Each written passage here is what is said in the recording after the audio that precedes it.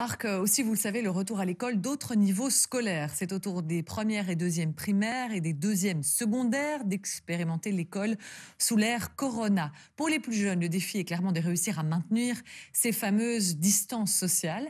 Alors, comment communiquer sans se toucher? On en parle ce midi avec Auriel Marlier. Bonjour. Vous Bonjour. êtes co-responsable du site jeréussis.be. Pour votre site, vous avez listé toute une série de conseils. Pour les 6-8 ans d'abord, c'est un âge où l'on a encore vraiment besoin de contact, on a besoin souvent de se toucher. Qu'est-ce qu'on peut leur proposer? D'abord peut-être pour se dire bonjour. Oui, bah alors en fait, c'est une question qu'on s'est posée aussi chez jeréussis.be. On s'est dit, comment les aiguiller vers quelque chose de sympa pour rendre peut-être cette rentrée un peu moins anxiogène, parce qu'il y a quand même un côté déstabilisant. Et pour ce faire, en fait, on a collaboré avec l'association Pédagogie et Formation, qui est une association française, qui travaille au sein des écoles et des classes et qui propose des ateliers pédagogiques qui s'inscrivent dans la logique de la pédagogie active. Et donc, de nos échanges est née cette initiative qui s'ancre dans nos confinés malins qui évolue en Curio Junior, sur comment communiquer sans se toucher. Et donc, pour dire bonjour, on s'est dit, voilà, comment faire. Mais en fait, on s'est dit que faire la bise chez nous, c'est quelque chose qui est ancré profondément. Voilà, c'est devenu presque une tradition, en Belgique en tout cas, hein, ça dépend un peu des pays, mais ce n'est pas coulé dans le marbre pour autant. Et donc, en fait, c'est peut-être l'occasion d'inviter nos plus jeunes à faire fonctionner leur imagination et à développer de nouvelles choses. Comme ça, on apporte un côté innovant, un côté amusant aussi. Hein, c'est voilà, pourquoi pas essayer de créer un petit check, un petit rituel pour se dire bonjour, une petite chorégraphie, quelques pas. Et puis, quelque part, ça les rapproche au sens figuré du terme, évidemment, parce qu'on construit quelque chose avec les copains, avec les copines, qui nous appartient.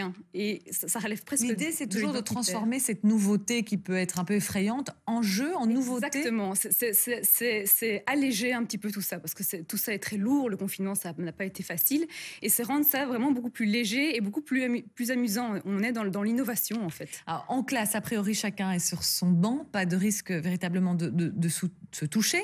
Mais dans la cour, quel jeu?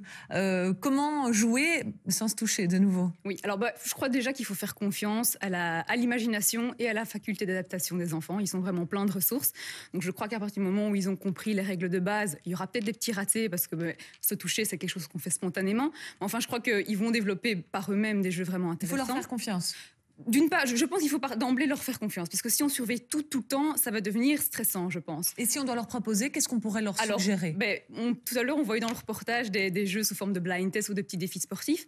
Moi, je pense aussi pour les plus petits, on peut peut-être jouer davantage avec les craies sur le sol, proposer des parcours peut-être où les enfants ne se croisent pas. Voilà, c'est des choses qui sont faciles à mettre en place et qui apportent une certaine structure aux enfants pour que, même s'ils ne sont pas de mauvaise volonté, ils continuent à jouer comme il faut, si je peux dire ça comme ça. On demande quand même une implication là des professeurs pour créer ce parcours, par exemple. C'est une suggestion, hein. Tout le monde ne peut sans doute pas le faire, mais je pense qu'avec une craie et la cour, il y a des écoles où on a vu qu'ils avaient tracé des grands cercles pour délimiter des zones. Alors c'est très chouette, mais je me dis pourquoi ne pas rendre ça plus ludique et se servir de cet outil qui est la craie pour faire des choses plus amusantes. Mais les enfants, souvent, ils aiment bien aussi se raconter des secrets, papoter, s'échanger des choses. Ça fait partie des choses de leur âge. Comment on pallie ce problème? Vous suggérez notamment d'utiliser des émoticônes. Oui, voilà. Alors, de nouveau, question chez jeréussis.be, comment faire pour ne pas casser ces liens qu'il y a entre les enfants qui sont si précieux. Donc, on a proposé deux outils, en fait. Il y a les émoticônes, pour se faire un petit cahier émoticône. Donc, ce sont de grands émoticônes à imprimer, à découper et à relier. Et on se fait un petit cahier émoticône, c'est-à-dire qu'on peut communiquer de manière un peu amusante en se montrant l'émotion qu'on a envie de transmettre. Les enfants peuvent toujours parler, mais ça donne un côté un petit peu ludique et concret peut-être. Parce qu'ils ont du mal à exprimer véritablement. Mais les émotions, aussi jeunes, c'est parfois difficile de mettre des mots concrets et précis sur quelque chose qu'on ressent. Alors, il y a des choses qui sont faciles, il y a la joie, il y a la colère, et encore facile, ça dépend un petit peu.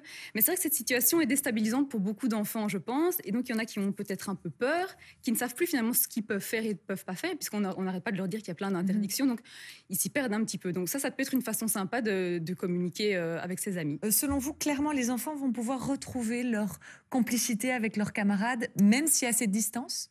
Moi, j'en suis persuadée parce que, comme je le disais, ils développent d'autres façons de fonctionner. Nous, on a aussi proposé des petits chèques, enfin des petits carnets de chèques ou des petits carnets de bons pour que les enfants puissent offrir un bisou, un câlin, je dirais virtuel, si je peux dire ça comme ça, à un ami. Donc, si le petit Maxime a envie d'offrir un bisou à sa copine Clara, il peut l'écrire sur un petit bon et soit il le remet à quelqu'un, soit pour éviter les échanges. Les enfants peuvent aussi se créer une petite boîte, boîte aux lettres en fait en carton et y glisser des petits mots doux, des petits dessins pour continuer à ce qu'il y ait une forme de partage, même sans lien physique. C'est toujours l'idée de transformer cela en jeu. Et si tout ça ne marche pas, si la tentation de se rapprocher est vraiment trop forte, comment on fait et comment on leur explique?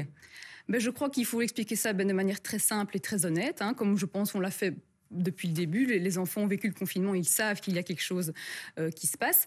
Une façon aussi sympa de faire comprendre tout ça aux enfants, c'est le fameux jeu des paillettes. Je ne sais pas si ça parle à certains auditeurs.